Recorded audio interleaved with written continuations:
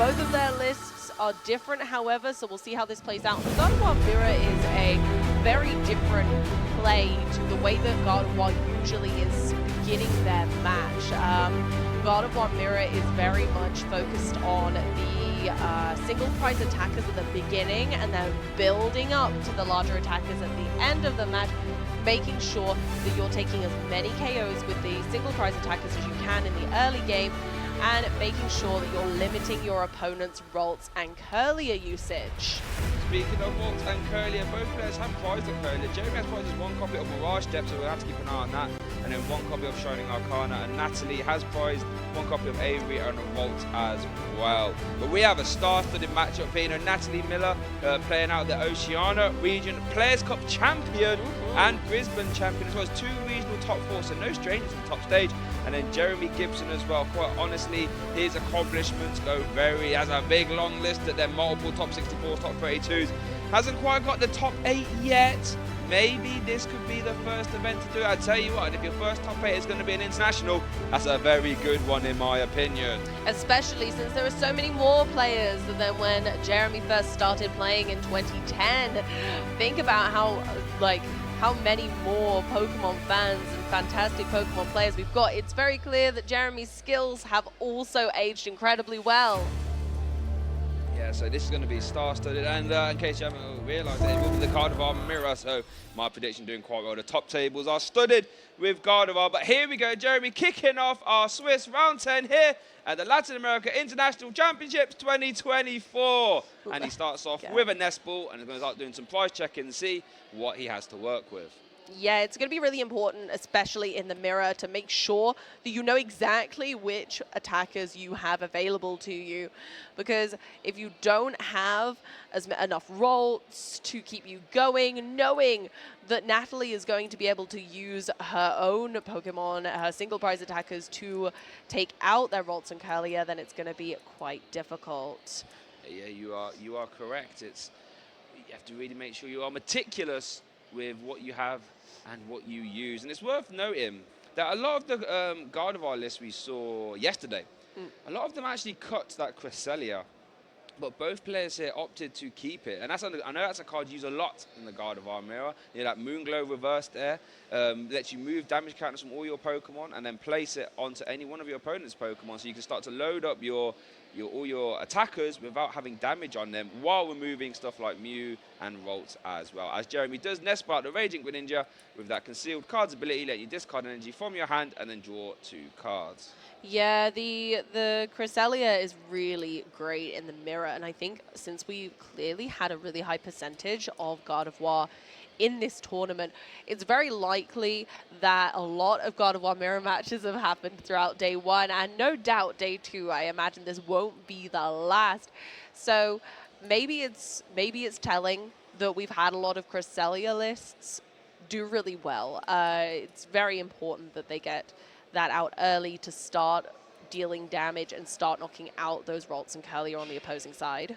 Well, now here's an interesting scenario. Jeremy hasn't got any other ball search apart from this Fog Crystal, and actually doesn't play that Celebrations Brew that Natalie has led with. So normally this might have been a turn where you would attach to the active, you'd Fog Crystal out of Mew, and then go for Mysterious Tail to try and find a Battle VIP pass. But Jeremy doesn't actually play it, so he's just going to be forced to settle with 1 Ralts, which could, 1 Ralts on the bench and 1 on the active, and that will be his turn 1. Over to Natalie. Starts turn off with a Worker, not something you really want to utilize turn 1, but let's see what we have there in the hand. I don't see a Battle VIP pass. But Natalie does have the Mew, so unlike Jeremy, Natalie is running the more, what I would call traditional version of Gardevoir with the 4 Battle VIP pass. It's really unusual to not run these at this stage, but honestly, I can absolutely appreciate why Jeremy's decided that actually the card that only lets you play it on turn 1 maybe isn't worth it for the consistency of the late game. But Natalie does get that Battle VIP pass. Again, we get to check the deck for anything that might be lost in the prizes. There's already 1 Ralts in Natalie's hand. It looks pretty good to me so far, Shay. I think she does seem to have a slightly better hand than Jeremy right now. Yeah, I think so. All you want to do is try and flood as many rolls as possible, and Battle VIP Pass is very good at that. And that's actually one thing we've only just realised. Jeremy isn't playing any Battle VIP Pass. Gone for a Battle VIP-less version, as it were. There are no VIPs apparently in Jeremy's deck. So that's really interesting. You know, it's a style that was popularised by Luke Morza. And yeah, I mean, it's interesting because if you can sort of get into the game without the Battle VIP Pass, you can now have a lot more options. But, you know, it can be tough to get in the game without them. As you can see, Jeremy having to start the game with only 2 rolls. So I'm really intrigued to see how this pans out, especially in a mirror scenario. Yeah, I'd be quite worried if I was Jeremy right now. 1 Ralts is still plenty, though, as long as you get 1 God of War EX into play so that you can start with Screamtail or Cresselia. You know, it's still pretty okay. Natalie can't run away with this crazy train quite yet. Yeah. God of War traditionally is not a deck that has any turn 2 pressure, so, well, I mean, it can, but it's very hard. But to be fair, Natalie Millar only has 2 volts herself, so let's see what Jeremy can do. Starts off the turn there with a concealed cards, does find himself, I think it was it a Curlier, I believe? Yeah, the Refinement Curlier, fantastic card for the archetype, which lets you discard a card from your hand to draw 2, as he discards the Zarshan V to draw 2 cards. Looks like we're going heavy on the Curliers, which again is perfectly valid.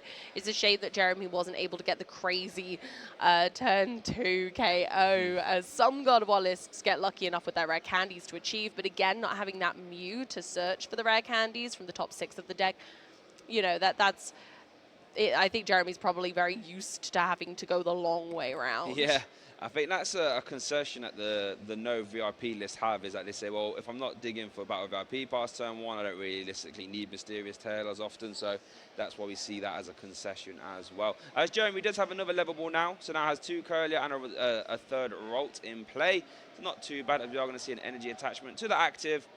And I think that might be it. There's no supporter in the hand. We've used concealed cards. You both have refinements. I think it might just be a pass over. All right, let's see if Natalie Millar can, can Natalie get the turn 2?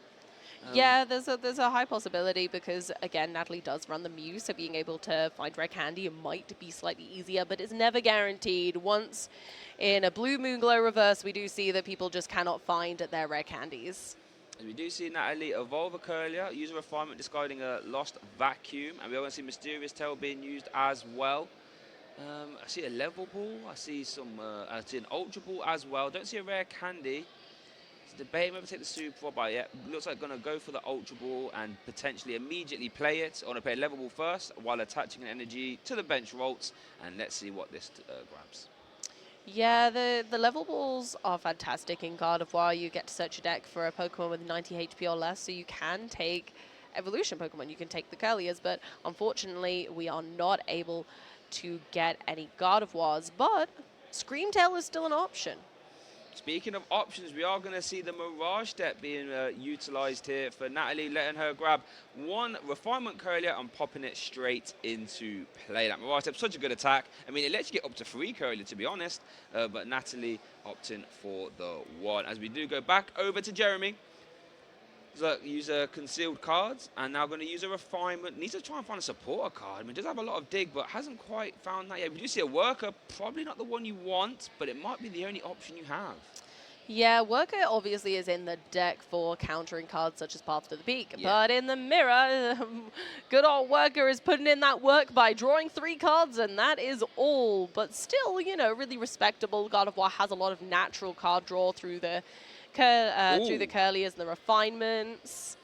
Now, I've just Jeremy just refined into Ultra Ball and Rare Candy. So there is a world in which we could see some damage counters flying here. I actually think Jeremy might even have the God of IX in hand already. So there are, yeah, he does. So there are some options here. There is plenty Psychic Energy in Jeremy's discard pile. So Psychic Embrace will be able to attach as many of them as you like from your discard pile to your Psychic Pokemon, but you have to put 2 damage counters on for each energy. As we do see the Screamtail, the new addition from the Paradox Rift set for God of War, that Roaring Scream, doing 20 damage to one of your opponent's Pokemon for each damage counter on this Pokemon. This works fantastically with God of War EX Psychic Embrace, effectively making each energy attached via Psychic Embrace give you 40 damage to play with. Yeah, Screamtail certainly makes a ruckus in the deck. It's incredibly good in the mirror, so I'm not surprised to see it being benched at this stage. But Natalie has a really solid board. Screamtail can only do so much when there are so many Curliers and Rolts dancing around the board. As we do see the Gardevoir EX come into play, we see a Psychic Embrace to the active. That's why that Curly has 2 damage counters on. It's going to pay retreat. 2 energies attached to the Screamtail via Psychic Embrace, so 4 damage counters on it, which means there's an 80 damage attack to the bench Curly for a KO. And Jeremy Gibson takes our first prize card here in our Day 2 at Latin America International Championship. Here we go. We're rocking and rolling. However, Natalie now has their reversal energy live. So although Jeremy did take the first KO, there is no doubt that Natalie could bring this back. Well, and if anyone can, Natalie Millar is high up on that list. And she'll be doing everything she can to start. Oh, as we do see the Cresselia. Now, this is a really interesting card in the mirror, as we do see a rare candy into a Shining Arcana Gardevoir as well. So it's got an Iono and a basic energy. So another fantastic attacker, that Gardevoir, as we do see Manaphy come down as well. Manaphy obviously now will prevent any Screamtail attacking her bench, because that Wave Veil ability stops all damage done to your bench Pokemon by attacks from your opponent's Pokemon. Yeah, so that's going to be really helpful. However, it doesn't get around the Cresselia. No. As Moonglow Reverse is moving damage counters, not directly placing them. We see the first Iono. Here we go. Jeremy only gets 5 cards. Natalie will get her full 6. There we go. And let's see how the hands shaped up. So Natalie did play a counter character to bring up the Refinement Curlier as well. So we might see the Miracle Force. Not attack you here too often, but that is Gardevoir EX's attack. Does 190 damage and recovers from all special conditions. Now, we did see the Electro deck on stream yesterday, so maybe there's a little use case for that. But most likely, it's normally just a nice 190 damage. I like this play from Natalie, removing the draw power, because Gardevoir loves to refine and you know, use concealed cards. You just want to try and remove all those options so those Ionos can start to stick and limit Jeremy's options. Yeah, Natalie's made a really clever play there, playing the Gardevoir EX as an attacker. 310 HP is incredibly difficult to hit, especially in the early game where Jeremy hasn't had many opportunities to discard too much energy. Jeremy is going ahead and making sure that they're doing their best to get rid of some of the energy nice and early, though. But a couple are, of course, stuck on Screamtail for the moment, but that's still a really good chunk of energy in the discard pile. So there is a possibility, there is a world where Jeremy could potentially knock out this EX. I mean, it could happen, but now that the bench is full, we'd have to see some like collapsed stadium and some like lost vacuum maybe. So I think what we are going to see is some Moonglow Reverse here, as we see Psychic Embrace start to spread this energy out, putting 2 damage counters on all the Pokemon. Bear in mind, the Screamtail has 4 on it already. So we are going to see the Pay Retreat there. And the Moonglow Reverse, if I had to guess, will be placing damage on, I reckon, that there. As it, that's exactly what we see. The Moonglow Reverse onto the Curlier. And Jeremy Gibson takes his second prize card. Yeah, launching themselves into the lead there by taking out, again, more of Natalie's draw power. But Natalie does have some natural draw power on the board still with Shining Arcana and potentially Mew if it were to see some play in the active spot. Okay, over to Natalie's turn. She starts off the turn there with Shining Arcana. We see the Avery. Ooh, Avery, okay. Avery. Now, this is actually one of the main reasons why I picked Gardevoir as my deck to do well. Avery forces your opponent to discard down until they have 3 bench Pokemon. And that, when used in combination with Screamtail, basically might put Jeremy down to a 2-card bench. That's going to have 4 damage counters on it. Now, that Screamtail, there is no Manaphy for Jeremy, so this Screamtail has full access to attack whatever it likes. And if I had to guess, it would probably be on that Curlier right there. Yeah, this could have Jeremy running away with their own Screamtail between their legs on this one, because there is going to be a very thin board state in comparison to their previous turns very soon.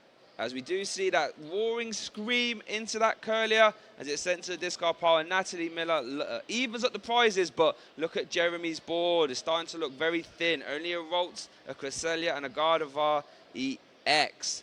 Let's see what Jeremy can do to try and get back in this game. Does have a few energy in the discard pile, So I'm sure mounting a combat won't be too hard, but does have a few hoops to jump through. Yeah, they've got to repopulate that board as quickly as possible to make sure that they have options going forward, because God of War EX is essential to keeping up with the pace of Natalie at this stage. And if Natalie finds a way to KO that God of War EX and there isn't any room for a replacement or an attacker off the back of that, Jeremy's going to have a lot of footwork to do. Yeah, it's an interesting scenario that Natalie presents here, as Jeremy Gibson does super rod in Rolts and the curler, and then level ball out Rolts immediately. Is that Jeremy kind of has to deal with the Scream Tail, kind of has to find mana free, but kind of wants to take a more prize cards if possible, and can't do all of them at the same time. So Jeremy can only do, one of those things, and giving Natalie free reign to just carry on doing what she wants. As we do see an Iono being played, we're setting both players' hands down to 4. Let's see what Jeremy has, as we do see a refinement to boost that hand back up by 2, as we do see Professor Churro and an Artisan. Artisan could be useful to get out under the Rolts. Professor Churro is a really interesting card in this matchup because it's very relevant, I feel. Being able to take one of your Pokemon in play and, pop it back into your hand, and or discarding the attached cards, you get to discard energy that might be stuck on a Pokemon. If Natalie manages to damage, let's say, the God of War EX but not quite KO it, Churro comes in to save the day. Yeah, and that is a one strong play that God of War players love to do, is removing damage either via Collapse Stadium or via that Professor Churro. And obviously Professor Churro has a lot of use in the sort of Snorlax stall archetype. As we do see, Natalie Millar started her turn off there with a Mysterious Tail, as we did see the Moonglow reverse KO, the active Scream Tail there from Jeremy as he takes his 3rd prize card. That Mysterious Tail is going to target a Fog Crystal, which is immediately going to get played to find Natalie's own Cresselia. So we see Moonglow reverse is going all over the shop. Indeed, we're going to be able to see that, but also notably in this matchup, Lunar Blast is also a pretty acceptable use of Cresselia, doing 110 damage. It can KO a Rolts, a Curlia, or, a Scream Tail. So there's decent flexibility there, because the only limitation of Moonglow Reverse is the fact that you have to have plenty of Psychic-type Pokemon to attach those energy to get the damage on, as Natalie won't be able to use Psychic Embrace onto a Manaphy. That is very true. As we did see Natalie play an Avery, there was no Pokemon for Jamie to discard, so that was just a draw 3, and then we saw a level ball as well. As we do see Shining Arcana. See, look how fast Natalie's hand has just accelerated. Bear in mind, she was Iono to 4. Now, look how many cards that is. That is, what is that, 10 maybe? As we do see the Cresselia come down and the Rolts as well. So let's see what Natalie chooses to do here. She really is shining as bright as those Arcana right now, really showing the ferocity of God of War. Although it may start slow, it can really bring the power late game. Wow, as we do see the Moonglow reverse there, KOing Jeremy's benched Curlia. And again, Jeremy's left with this sort of desolate board, hasn't really got a lot going on, but as long as you have that God of War EX in play, you can at least attach those energies wherever you like. And I guess Jeremy does have the prize advantage in the sense that, he will take a prize and Nat will take a prize. If it carries on that pace, Jeremy will win. Yeah, Jeremy is absolutely not over yet. There is still plenty to do, and God of War has so many attackers, and a lot of a lot of them being basic Pokemon. They can jump out of the deck quite suddenly, and as long as God of War EX is there to support them, then there's all to play for still.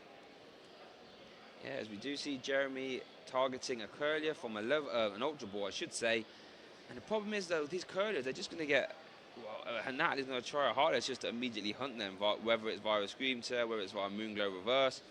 Now, the problem is with Moonglow Reverse, though, the more you use it, the harder it is to keep using it. Because those energies are attached, and when they're attached, you can't accelerate them from the discard part. We do see that refinement being used there from Jeremy, drawing 2 cards. I think that's a really solid point, Shay, is that I think Natalie is now out of energy in the discard pile. So there is limitations in that too, where Jeremy seems to have really gone to town with getting all of that energy into the discard pile, and Natalie hasn't managed so far. And sometimes that's just the fallback of God of War Mirror in some instances. If one player manages to get lots of energy into the discard pile early game and the other is, taking their time a little, it can get dicey. Speaking of dicey, Jeremy goes down to 2 prize cards left, attacking with the Guard of our EX via that Miracle Force. It actually puts Natalie in an interesting position, because if she wants to KO this Gardevoir, it'll most likely have to be with a 2 prize that actually doesn't play Luxurious Cape, so Screamtail can't get there. And then Jeremy just has to respond on that to win. So it's going to be an interesting position if Natalie actually does start the turn there with the concealed cards. It's going to discard a Psychic Energy and draw 2, gets a Rare Candy and a Super Rod. Yeah, getting more energy into that discard pile is going to be essential to keeping up with Jeremy at this stage. Although Natalie's done a really fantastic job of limiting Jeremy's board, there's still so much to do. And that's the thing. A God of War just has so many actions. It's not a bad thing, but it does take a long time sometimes to get to the outcome that is desired. Now, there we go. Natalie is going ahead and attaching a Reversal Energy, which is live at the moment as she is behind on prize cards currently. And going for another Refinement Curlier. Like, Natalie's deck is getting pretty thin at this stage, which isn't a bad thing for God of War. You want to be able to get the cards that you need late game, even if your opponent manages to stifle your board slightly. I guess there is a world in which that bench Gardevoir that's just received the Reversal Energy can actually take the KO on that Gardevoir EX. We would need some more energy. I can't quite see how many are in Natalie's discard pile, but I think we're going to need a couple more. Guys, we do see some attached already. So we are going to see 2 more hit the discard pile. But I think the way she's playing, this confidence, this speed, I would imagine there's enough energy there. And it looks like there is. So we're going to see a big shining Brain Force. There we go. Brain Wave, I should say, for a big KO. Natalie Millar going down to 1 prize card, Amy. And what can Jeremy... Look at Jeremy's board state. What can he do? It's not looking great. We had some big brainwave strats there from Natalie, and now Jeremy only has 1 Curlier and a Cresselia. Jeremy's going to need to evolve this Curlier into a God of War EX if possible. They're going for the Fog Crystal, going to thin their deck a little bit to make sure that they can get what they need. There is another God of War EX in the deck. However, there is no energy for them to discard off this Refinement. They are done, so they can get a basic Pokemon, but I don't know if it's worth it at this point unless they are going to Refinement in a way to thin the deck. Jeremy's going to be looking for an attacker. I'm not sure which route they can go with at this stage because I don't think Zacian V is in the deck.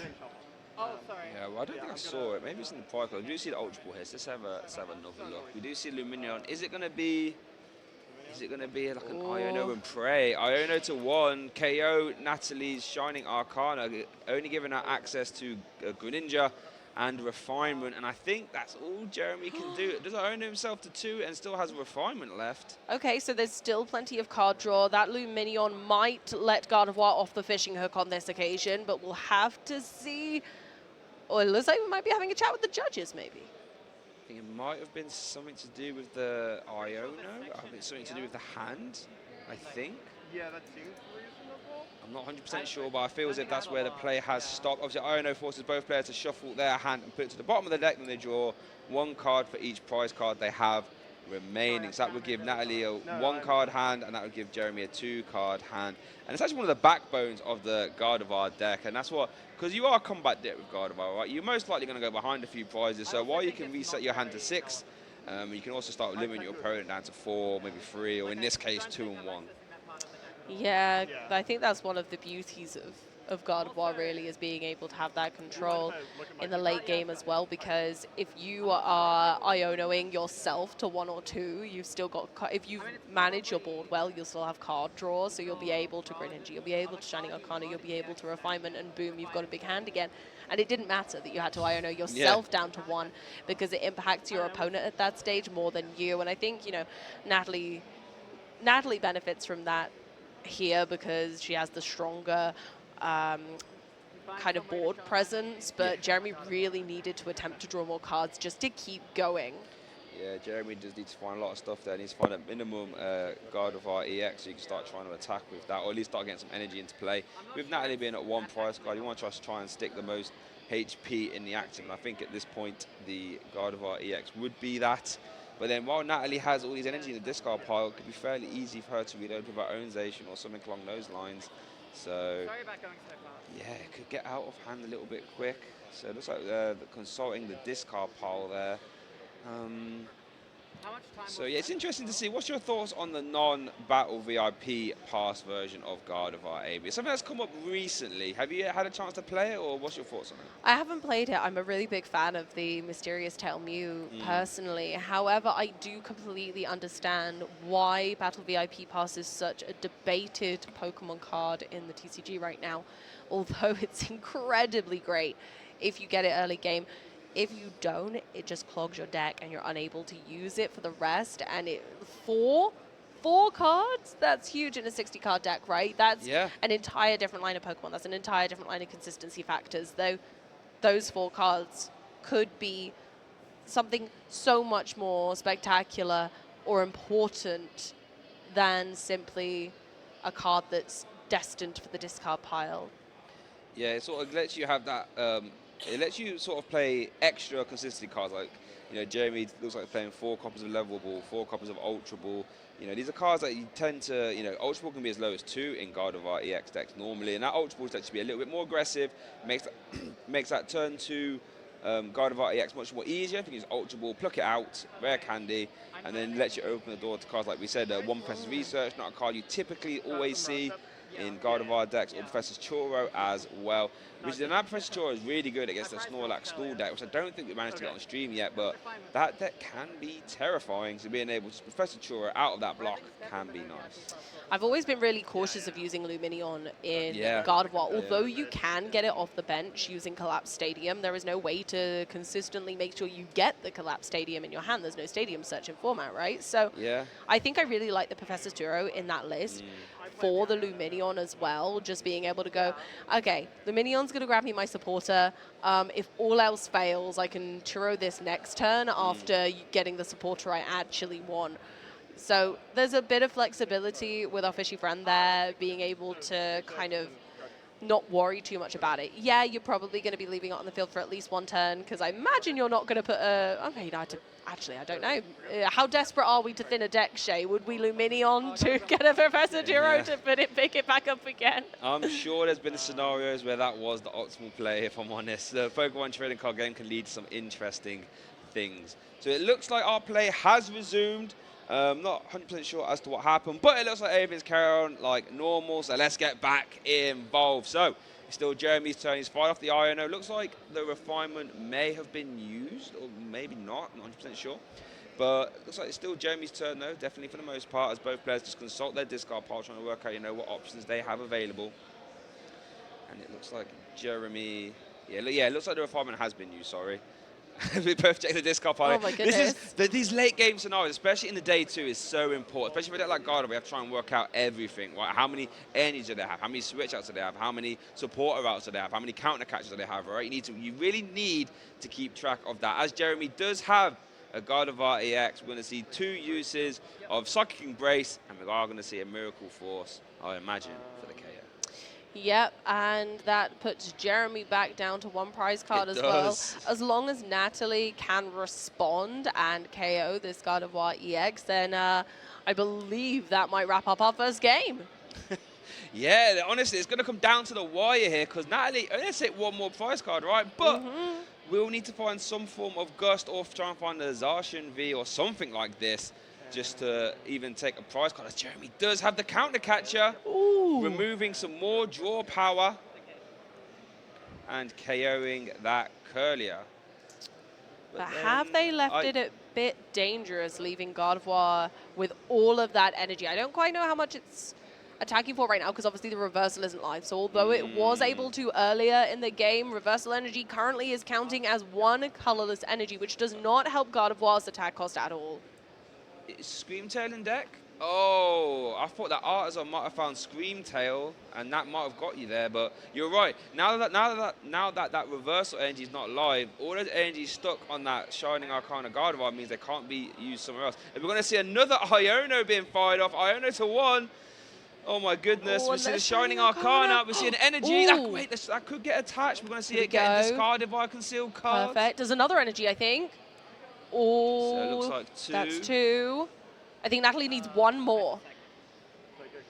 So yeah, one more, and then the Psychic Embrace times 2 would get you to that Yeah! magic number for the KO. And Natalie Millar takes game 1 here in our round 10 of the Latin International Championships 2024.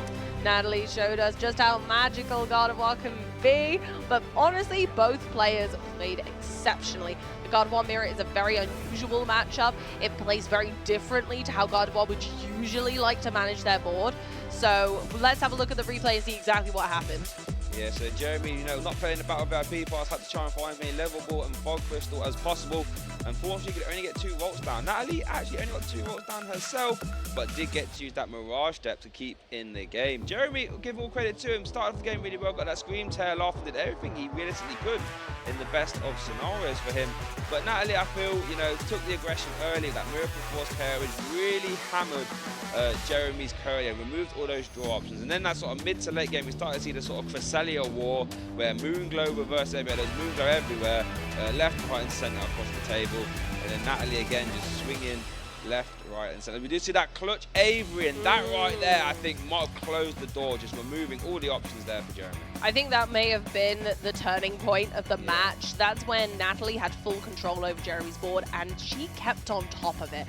She managed her resources so well to make sure that she was preventing Jeremy from getting the board state back up to the glory it once was. Yeah, and that's the main reason why I picked God of War as my pick, because that Avery, oh my, Avery Scream Tail is just really strong, especially when used in combination with Scream Tail or Cresselia as well. Look at the prize cards: Radiant Greninja and a Volts prize for Natalie, Avery, Counter Catcher, Curlia, and 1 God of War EX for Jeremy. So a lot of Pokemon in the prizes there for Jeremy. Not really what you want to see. And Jeremy's one of Avery as well on the prize cards, so they can't give Natalie a taste of their own medicine. At least for now. At least for now. As Jeremy does start off his turn with a level ball there, we're going to search out a Ralts. Look at that for a camera angle. That was a great shot. That's nice. As we do see the memory skip Ralts coming down actually, as Jeremy will consult his deck and try and work out what exactly are in the prize card. And he's probably going to work out quite quick. Oh, that's a lot of Pokemon. How are we thinking about memory skip in this matchup, Shay? I mean, it can be used. You can sort of, like we saw the God of War EX attack a lot. Memory skip can prevent your opponent from using, well, one of your opponent's active Pokemon's attack. They can't use it. So in theory, you could memory skip God of War EX's only attack there being Miracle Force. But to be honest, because God of War can just retreat so easily, it's not too hard to retreat into another attacker. However, memory skip can be really good against like Terra, Charizard, EX, and anything like this. And here we go in with the first level ball. So Natalie gets to search their deck, try and figure out what is in her prize cards, and see what the best course of action is. As we saw last game, starting with 2 Ralts is plenty for either of these players. But is Natalie going to be able to maybe grab a Mew? I think, yeah, there we go. That's a very difficult play too for the Mew variant, is grabbing it early on, attaching to Ralts, retreating into the Mew, and hunting for more Pokemon search. Yeah, that's the aim of the game, just try and get as much as possible.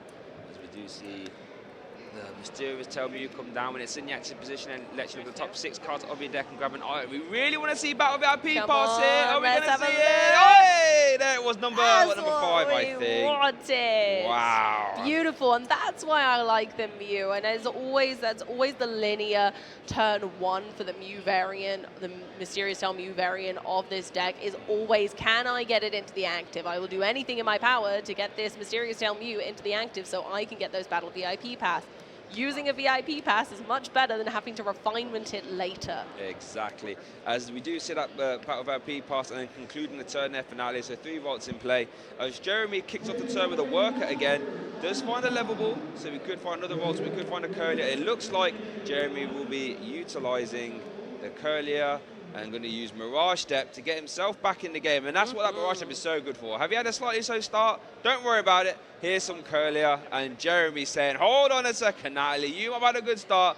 but I'm going to have a good one as well. Obviously, can't take all 3 Curlier, because one of them is prized. Yeah, but through the woods, the Mirage stepping Curly has come onto the bench, and we move on to Natalie's turn. Going straight in with a level ball after a refinement for more Curlier action. These ballerinas are dancing around the stage so elegantly that Natalie is absolutely shining. As we do see the level wall there as well. Yeah, this is an exciting game. Both players are drawing pretty well. Both players have set up. There will be no one player didn't set up business here today, as we are going to see the second refinement being used, discarding an Artisan. Draw 2 cards. Well, that's all rare candy and a Gardevoir Brainwave. The Do we see an shiny Ultra Ball? Wait, is the EX in hand? Yes! It is! Oh! Oh my goodness gracious. Got so excited there. And we're going to see the turn 2 Miracle Force for KO. That we reversal love that. energy does still count as a colorless if it's attached to a rule box Pokemon, I should say. Yeah. So the Miracle Force coming in there. And wow, I love it when Gardevoir does turn 2 KOs. To be fair though, if I'm playing against Gardevoir and they start doing turn 2 attacks, I'm thinking, hold on a sec, this ain't fair. You shouldn't be attacking the turn 3 or 4. So what's all this turn 2 business? I'd say that feels a bit giraffe-rigged. As Jeremy does kick off the turn, promotes to Scream Tail. I mean, to be fair, a perfectly fine response here is to just, roaring Scream into one of those benched Curlier. Natalie hasn't managed to find or develop, I should say, a Manaphy. So we could sort of see this early aggression start to get slowed by just removing the draw power for Natalie. Yeah, that could be really integral. Natalie getting that first attack, putting on the pressure, really does make Jeremy sweat. We're going to have to see some really fast plays now to be able to catch up, because otherwise Natalie could steamroll her away with this. It's very certainly possible. And as a professor's research, that could be one of the cards that you can afford to play if you're not playing 4 Battle VIP Pass. Not a card you see terribly often in Gardevoir, but it does give you some explosive turn potential. And let's see what we have here. So we see a couple energy, we see some Ultra Balls, we see a Nest Ball, one basic Psychic as well. That Nest Ball is being played. Look at this over the shoulder angle. Wow, this is so good. It almost feels like you're the one playing, right? I don't think I'm good enough to play like that though, Shay. Come on. That's the only way I'll be getting to day 2 of an We're going to live vicariously through Jeremy and Natalie. Exactly. As Jeremy does do a concealed cards draws too, we are going to see a refinement as well. Going to discard an Ultra Ball. Going to draw Collapsed and Iona. We are going to see an evolution into the Shining Arcana Gardevoir, and that ability immediately getting used. Look at that hand. That's like, easy. What, 10 cards if I had to guess? Could be more. Crazy. It's like a Lost Box hand, but we've got a Gardevoir mirror. What's going on? It is. All the options.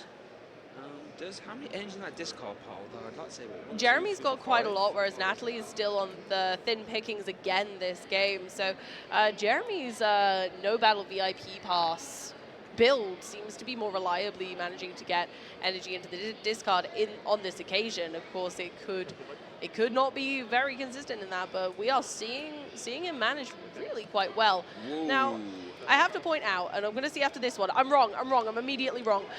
Shining Arcanas, we hadn't seen many energy attached through those this best of 3, but... Hold on a sec, are we going to see a KO here? I think the reversal energy live, I think that's enough energy from the discard pile. Oh my goodness, Jeremy! So much damage! Wow, the confidence that came. Natalie was like, okay, bet, can you knock out this Gardevoir? Because she's pretty big. And Jeremy went, yes, I can. Wow, that Brainwave coming in super clutch there. Now you're going to try our best to stabilize though. Just start off the turn with a Super Rod and going to refine an energy to draw 2 cards. Let's see what they were. I think Iona and a Worker, I'd like to say. Yeah, looks like it. Oh, here comes the collapse. The stadium has collapsed. Which Pokemon's going to jump to safety? It's Rolls jumping into the discard pile.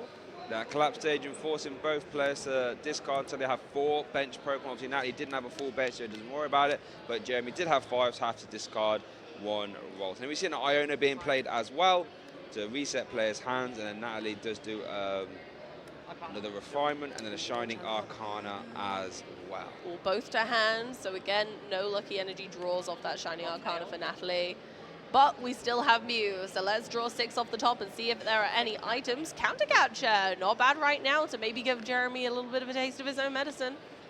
Yeah, I mean, it's potential. I'm not sure exactly how much energy Natalie has in the discard pile. I think this Gardevoir is kind of the threat in the active, so you kind of have to deal with that. But let's see. We just have the Gardevoir EX. We are going to see an attack. We are going to see the Cresselia come down. Ooh, So we Moonglow reversing. Okay, I like this play. So we did see one energy get attached to the active, which immediately got discarded. That's how that Mew got out of the active. And then we're going to see some energy spread out, and it looks like we're going to see a Moonglow reverse into the active. We're going to counter catch up the Raging Greninja. I love this play. Oh, this is beautiful, especially with Jeremy's slightly limited hand right now. And what card draw options has Jeremy got? Exactly what? Exactly, not a lot. Only has one copy of Shining Arcana, at least right now, so... Unfortunately for Natalie, Jeremy does have Energy and Fog Crystal in hand, so I don't think it's going to be too troublesome for them to move that Greninja out of the active on this occasion. That was double Iono off the Shining Arcana, though. How much time is left? And in case you don't know at home why bringing that Radiant Greninja in the active can be troublesome for Gardevoir, because Gardevoir, yes, cannot use Psychic Embrace to a non-psychic type. So that means if that Radiant Greninja needs to move out the active, it would need to be from a manual attachment or that Professor's Churro scenario, which Jeremy does have in his deck as well. But lucky for Jeremy, he does have a basic Psychic Energy in hand, and as a Fog Crystal, has multiple ways to find that Psychic Energy and get back involved. As that Fog Crystal does find a Cresselia, so we are going to see some more Moonglow reverse. Yeah, I also like this play for many reasons, but regardless of if Jeremy had the energy or not, he does have to use his attach for turn on the Greninja, which does limit how many he can attach from discard pile, but also how much damage he's forced to put on his other Pokemon through Psychic Embrace, right? Yes. So we want to see an Iono reset in both players, hand down to 4. We're going to see a Concealed card, discard energy, draw 2. We see Collapse, and there's that Professor Churro, actually. There he is. We haven't seen it being used yet, but it could come up. Letting you put a Pokemon in play back into your hand and discard all cards attached to it. Would have been good in this scenario. Would have been good in this scenario. There it is. Super Rodding back Luminion, Zacian, and a Curlier there back into the deck. Really great. Got 2 support Pokemon and a really heavy hitting attacker. Jeremy's got plenty of energy in the discard pile to make Zacian really do its thing. We do see the Power Pad being used. We're going to shuffle in that 1 copy of Professor's Research and the Worker as well. So Jeremy going to have some nice resources to use in that late game, as we did see the Luminion get shuffled as well. So any of those supporters can be plucked out at some point, as long as the staging gets replaced, of course. As we do see the Cresselia hit the active via the Radiant Greninja's retreat, Psychic Embrace spreading 3 energy. So that gives you 80 damage to play with, and that will KO the Manaphy. We'll say goodbye to Manaphy, but maybe that gives Natalie some more firepower in a strange way, because there are more psychic types populating the board now, and so Moonglow Reverser might have some more power and pack more of a punch. But again, it depends, can Natalie get more into the discard pile? If they can't get more energy into the discard pile, then the slim pickings. Well, there's a lot of energy in that hand right now, but doesn't have a refinement, only has the Shining Arcana, so it looks like we are going to see a Fog Crystal searching out for a Rocks, but I think you're correct. I don't see a lot of ways to discard energy in the hand, at least from what I've seen. So what was there? I mean, retreating the Cresselia would grant Natalie 1 extra in the discard pile, so there's a possibility of maybe using Screamtail. I don't know if there's any in the discard pile currently, though. Yeah, okay, cool. There's 2.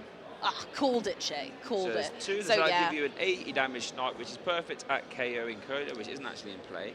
So... No, sadly not. Oh, that's a concession, yeah, I think. Oh, yeah. Yeah, Screamtail for 80 doesn't quite get you anywhere, unfortunately. So, yeah, so Natalie going to quickly concede that game. Going to go to a game 3, and let's see what happens here.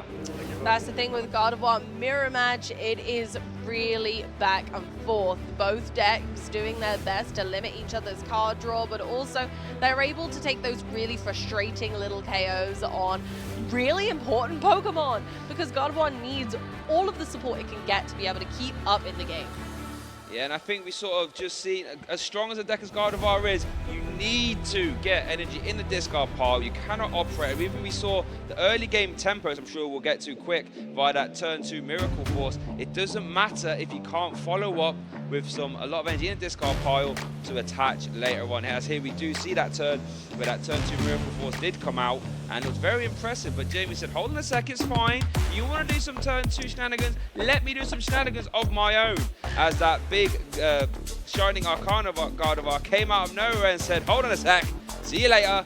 And then Natalie was forced to scramble a little bit. And while Natalie did stay in the game, unfortunately, not having energy in the discard pile did come back. Yeah, we'll have to see whether in this instance Natalie is able to more consistently get those energy into the discard pile, because I think that's what really stifled their flow on this one and what possibly caused that concession.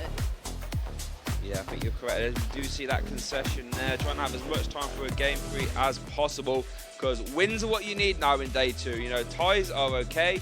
Looking at prize cards there, 1 copy reversal, 1 Gardevoir for Jeremy, and then 1 Cody and 2 Battle VIP parts actually for Natalie. And let's see if she can actually find one of her 2 copies of Battle VIP pass as we get kicked off of our game 3 Swiss round 10 at the Latin International Championships 2024. Now, bear in mind what players are playing for here. As many wins as possible gets them into top 8, and the top 8 is where that real big cash money prizes, as well as that CP starts to come in effect. I think Natalie's already assessed, you know, that they might struggle to get set up if they have a lack of the IP pass. So Artisan has gone down, and we see our first Ralts on Natalie's field for the game.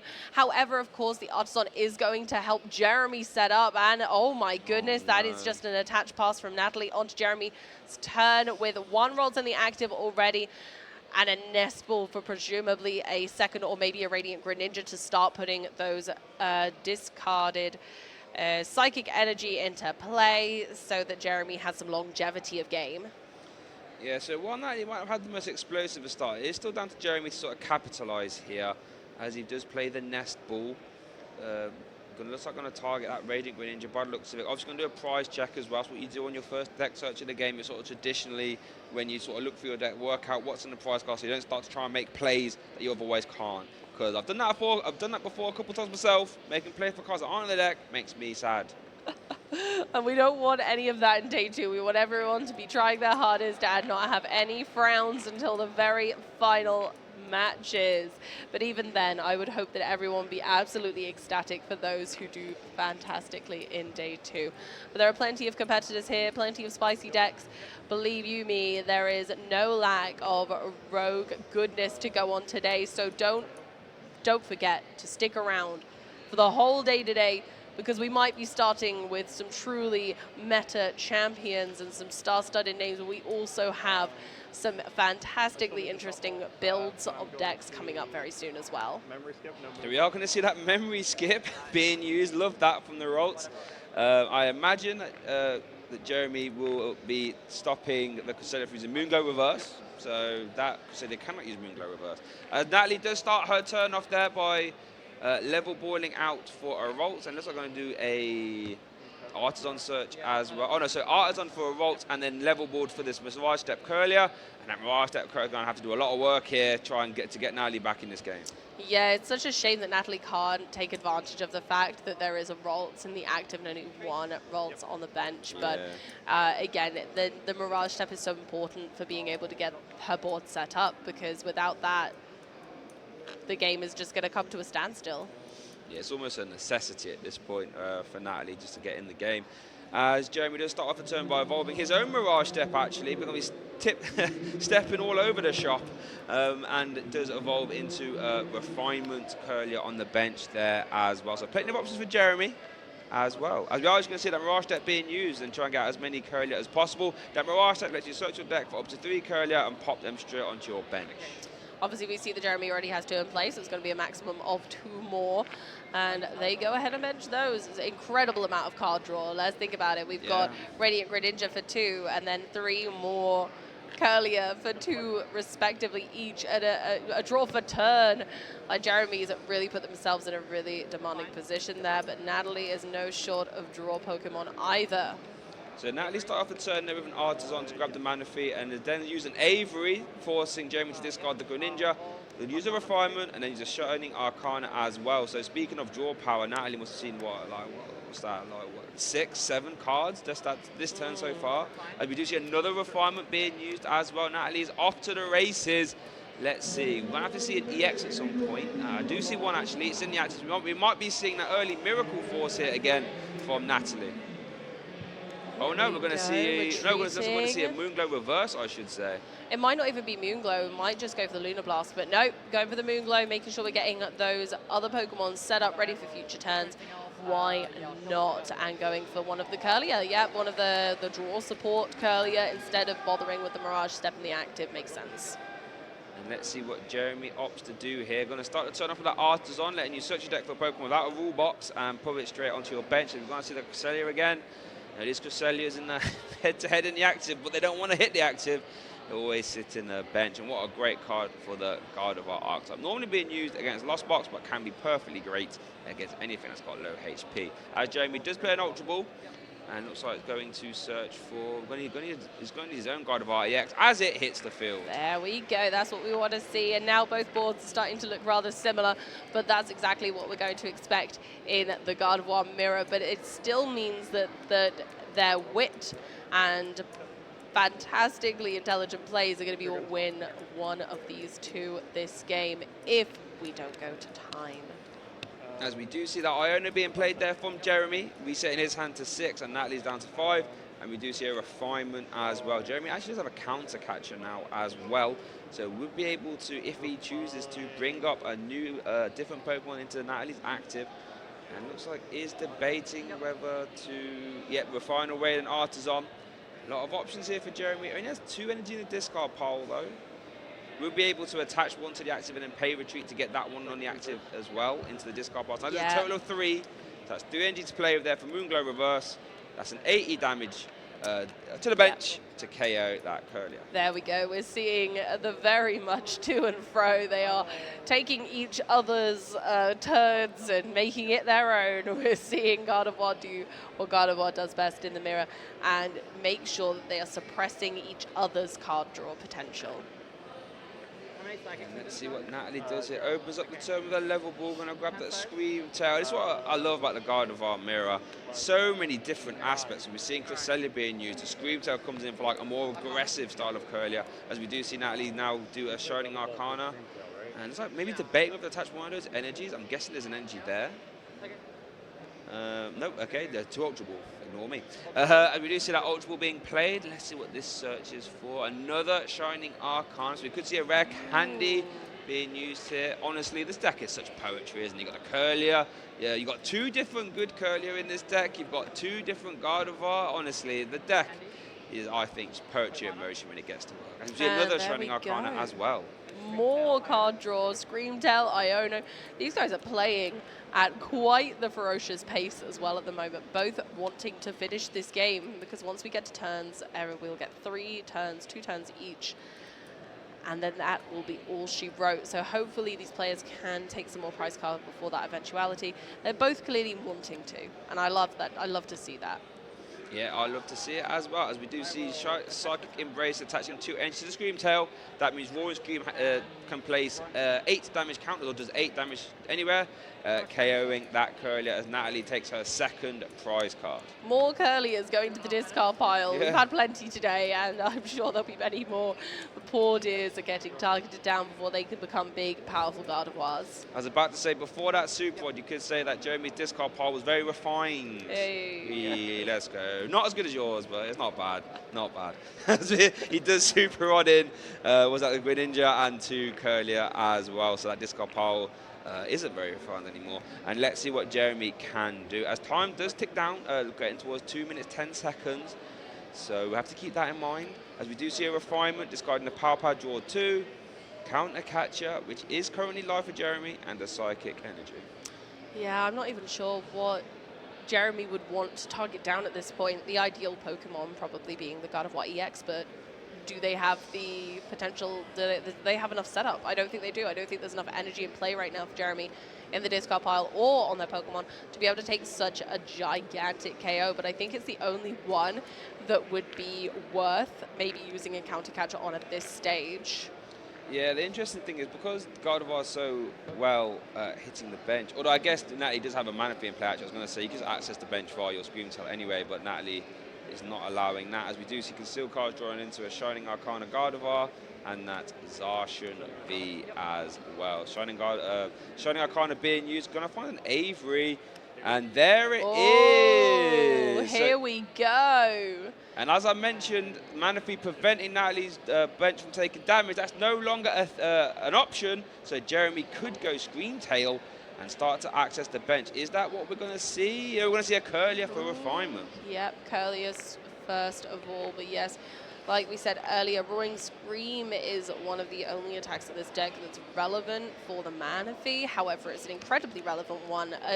You essentially deny your opponent an extra single prize attacker by benching a Manaphy because they won't be able to use their Scream Tail, forcing them to use maybe a 2-prizer, and that can get pretty scary. So we are going to see some Psychic Embrace. So the way this energy has been spread out, I would imagine a Moonglow reverse is happening, and it's going to target the active Scream Tail. And Natalie immediately starts the turn with double Shining Arcana. That's +4 cards into the hand, no energy attachments. Going to bench a Rolt, and we do see a prize card being taken for Jeremy going down to 4. And on Artisan activation, they're going to grab the Celebrations Mew. And it looks like the time is on 3 seconds. We'll get confirmation. But it looks like time, in theory, if the clock is correct, should have been called now. But we'll get confirmation. As we do see a boss's orders. Here we go. Psychic energy attached. And I think time would have just been called there as we both players agree. Yes, both players appreciating that neither of them will be able to take enough prize cards to close out that game, unfortunately. Yeah, and that can be the problem with Gardevoir. The games can go long, both trying to set up. So if both players win a game, the chance of a game 3 can be quite low. But what a first game that was, though. I was so impressed because we saw turn 2s, we saw evolutions, we saw massive damage. Wow, still a very fun round, and both of these players can still definitely make their way into the top 8. Absolutely, and I wouldn't be surprised to see at least one of them do so. Both incredibly impressive players. Fantastic mirror match, really truly showing that these two are quite evenly matched at the moment. Yeah, fantastic. And I thought that was a real good showing of the non-VIP version of Gardevoir, because it's a deck that, to be honest, I needed a bit of convincing on, but Jeremy did perfectly well. As we're going to see the replay here, obviously there will be about VIP part play for Jeremy. Both players, Natalie and Jeremy, making good use of that Mirage deck, and then we sort of got into the Cresselia wars, as it were. Damage counters flying everywhere. Yeah, and the Scream Tails doing their bit as well, yelling at the bench, going, no, please, leave me alone. Get out of here, Curlier. We're done with you. Please. Managing to limit your opponent's draw in the mirror is really important, right? Because if someone runs out of speed, if someone kind of slows down even for a second, that can totally turn the tables. Yeah, you are correct. We do see the Moonglow reverse, and I feel as if we had more time, maybe we would have got a good conclusion. I've been really intrigued to see how that panned out, but unfortunately time was something to keep an eye on as that round ends in a tie. Indeed, our first tie of the day. Will we see a win this time? Ties, like you said, aren't the best, but they're better than a loss. We do get 1 match point each. For those who are new to competitive play, when you win a match, you get 3 match points. If you lose, sadly, you get 0. But if you tie, both players get 1 each. Yeah, and then when you're trying to make your way into that top 8 placement, you just need as many match points as possible, which is why you saw both players playing an extremely high pace of play towards the end, because they really wanted to try and get that 3. But exactly, you would take that 1 as well. Yeah, so a tie, like we said, is better than nothing. However, we did see the pace of play was crazy towards the end there, as you say, both players wanting to try and close out a game. But Gardevoir decks are slightly notoriously slow because they do take a few turns to get set up because of the nature of the deck needing to evolve using rare candy and sometimes even slowly evolve. 2 slightly slower decks against one another, it can be difficult to close out 3 games in 50 minutes. It can. So what's your thoughts then on the